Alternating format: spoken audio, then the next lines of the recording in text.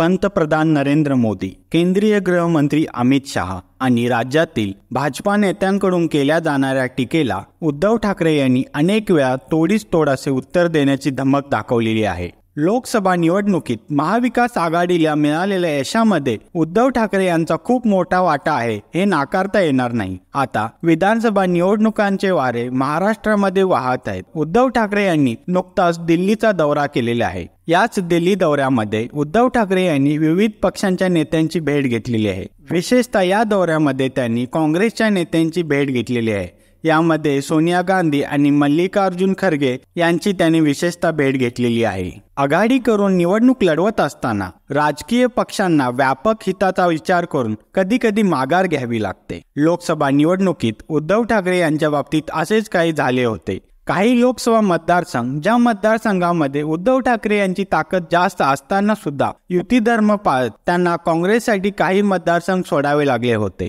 हे करताना त्यांनी अजिबात खळखळ केली नाही किंवा कुठेही आपली नाराजी व्यक्त केली नाही। यामध्ये कोल्हापूर, अमरावती, रामटेक, मुंबई उत्तर मध्य या लोकसभा मतदारसंघांचा समावेश होता। आता या उद्धव ठाकरे यांनी केलेल्या ॲडजस्टमेंटची परतफेड करण्याची वेळ काँग्रेसची आहे। विधानसभेच्या गेल्या निवडणुकीत कमी फरकाने गमावलेल्या जागांवरही उद्धव ठाकरे यांचा दावा असू शकतो। विधानसभा निवडणुकीतही महाविकास आघाडीचा चेहरा उद्धव ठाकरेच असतील असा संदेश देण्याचा त्यांचा प्रयत्न सुद्धा असू शकतो व वारंवार या दिल्ली दौऱ्यामध्ये उद्धव ठाकरे यांना महाविकास आघाडीचा चेहरा बनवण्याचा प्रयत्न उद्धव बाळासाहेब ठाकरे गटाकडून चालू आहे। दिल्लीत दाखल झाल्यानंतर काँग्रेसच्या विविध नेत्यांनी उद्धव ठाकरे यांची भेट घेतली आहे। त्यात खासदारांसह ज्येष्ठ नेत्यांचा समावेश आहे। याद्वारे उद्धव ठाकरे यांनी काँग्रेसच्या वरिष्ठ नेत्यांनी महाराष्ट्रातील काँग्रेस नेत्यांना संदेश देण्याचा प्रयत्न केला आहे। काँग्रेसकडे राज्यभरात चालू शकणार असा एकही चेहरा नाही आहे। त्यामुळे काँग्रेसला हे यश मिळाले ते सतेज पाटील, विश्वजित कदम, यशोमती ठाकूर,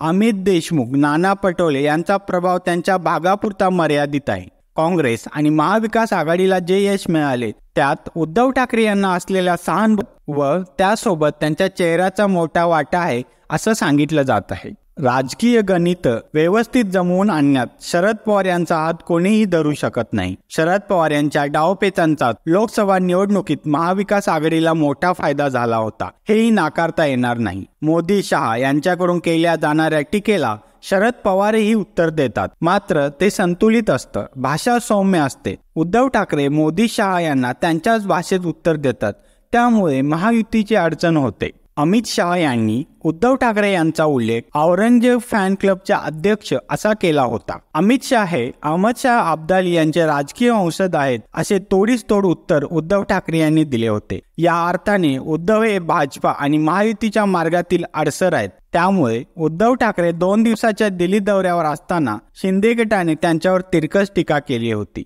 मुख्यमंत्री शिंदे तर महिन्यातून 2-3 वेळा दिल्लीला जाऊन येतात व भाजपा नेत्यांची भेट घेतात। दिल्लीत अनेक नेत्यांनी उद्धव ठाकरे यांची भेट घेतली, त्यात काँग्रेसचे ज्येष्ठ नेते दिग्विजय सिंह यांचाही समावेश आहे। समाजवादी पक्षाचे नेते शिवपाल यादव यांचे पुत्र खासदार आदित्य यादव, काँग्रेसचे जालन्याचे खासदार कल्याण काळे, सांगलीचे खासदार विशाल पाटील, आमदार विश्वजित कदम यांनीही ठाकरे यांची भेट घेतली।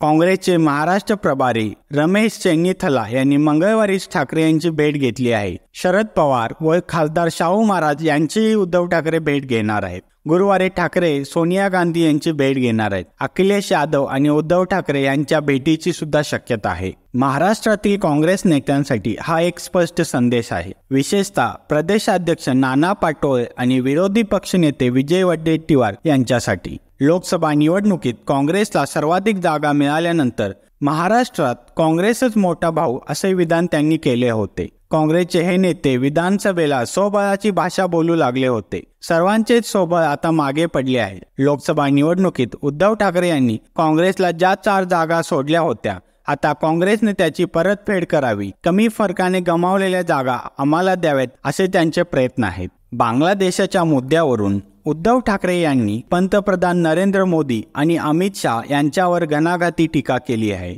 महाराष्ट्रात हिंदुत्वाच्या मुद्द्यावर उद्धव ठाकरे हेच भाजपा आणि महायुतीला मात देऊ शकतात याची जाणीव काँग्रेसला आहे। त्यामुळे महाविकास आघाडीचा चेहरा उद्धव ठाकरेच असतील याला काँग्रेसच्या दिल्लीतील नेत्याकडून हरकत घेतली जाण्याची शक्यता फार कमी आहे। तसेच दिल्लीतील नेत्यांनी उद्धव ठाकरे यांना बऱ्याच गोष्टींमध्ये हिरवा कंदील दाखवला आहे असे सूत्रांकडून समजत आहे. आम्ही इंडिया आघाडी, महाविकास आघाडी म्हणून एकसंधपणे लढणार आहोत असे उद्धव ठाकरे यांनी दिल्लीतील पत्रकार परिषदेत सांगितले आहे. महाविकास आघाडीमध्ये कोणीही मोठा भाऊ किंवा लहान भाऊ नाही, तिन्ही पक्षांना समान जागा मिळाव्यात असे त्यांनी दिल्लीतील पत्रकार परिषदेमध्ये सांगितले आहे. ठाकरेंच्या दौऱ्यावर शिंदे गटाकडून उपरोधिक टीका केली जात असली तरी राजकारणाचा भाग सोडला तर त्यातून काही फारसे साध्य होणार नाही. उलट या दौऱ्यामुळे उद्धव ठाकरे यांचे महाविकास आघाडीतील स्थान आणखी मजबूत होण्याची शक्यता आहे. विधानसभा निवडणुकीत उद्धव ठाकरे हेच महाविकास आघाडीचा चेहरा असतील, या दृष्टीने त्यांचा दिल्ली दौरा आणि विविध नेत्यांच्या भेटीगाठी उपयुक्त ठरणार आहेत. लोकसभा निवडणुकीमध्ये उद्धव ठाकरे यांना बऱ्यापैकी सहानुभूती मिळाली होती. यामध्ये प्रामुख्याने मुंबई, नाशिक, नवी मुंबई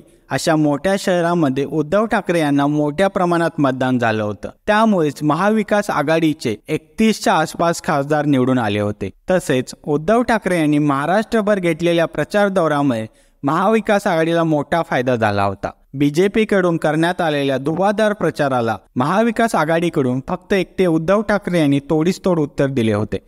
त्यामुळे सध्या तरी महायुतीला जर टक्कर द्यायची असेल तर उद्धव ठाकरे यांच्याशिवाय पर्याय नाही असं प्रामुख्याने महाविकास आघाडीतील नेत्यांना जाणवत आहे. तसेच शरद पवारांसारख्या चाणक्य व अतिशय हुशार माणसाचे पाठबळ हे उद्धव ठाकरे यांच्या पाठीशी आहे. शरद पवारांनी महाराष्ट्राच्या जनतेची नस ओळखली आहे. त्यामुळेच उद्धव ठाकरेंना मिळणारी सहानुभूती कॅप्चर करण्यासाठी कदाचित त्यांना विधानसभा निवडणुकीमध्ये महाविकास आघाडीचा चेहरा बनवला जाऊ शकतं. या दिल्ली दौऱ्यानंतर उद्धव ठाकरे यांचा संपूर्ण महाराष्ट्रामध्ये सुद्धा एखादा दौरा पाहायला मिळू शकतो. ज्या प्रकारे लोकसभा निवडणुकांमध्ये महाविकास आघाडीला सहानुभूती मिळाली, त्याच प्रकारची जर सहानुभूती विधानसभा निवडणुकांमध्ये मिळाली तर आपण नक्कीच उद्धव ठाकरे यांना पुन्हा महाराष्ट्राचे मुख्यमंत्री सुद्धा होताना पाहू शकतो. सध्या त्यांच्या मागे असलेला जनतेचा पाठिंबा त्यांना महाराष्ट्रातील एक प्रमुख नेता बनवत आहे. त्यामुळे या सर्व परिस्थितीचा विचार करून महाविकास आघाडी कदाचित विधानसभा निवडणुकांमध्ये उद्धव ठाकरे यांना आपल्या प्रचाराचा प्रमुख चेहरा बनवू शकते. त्यासोबत त्यांना मुख्यमंत्री पदाचे उमेदवार सुद्धा बनवले जाऊ शकते. महाविकास आघाडीचे नेतृत्व कोण करणार हा येणारा काळच सांगू शकतो. सध्या तरी उद्धव ठाकरे यांनी महाराष्ट्रामध्ये महाविकास आघाडीचं नेतृत्व करण्यासाठी आपली स्वतःची तयारी चालू केलेली आहे. त्यांनी या दिल्ली दौऱ्यामध्ये विविध नेत्यांची भेटी घेतलेल्या आहेत. त्यासोबत त्यांनी महाराष्ट्रातील सुद्धा ज्येष्ठ नेत्यांच्या भेटी घ्यायला सुरुवात केलेली आहे.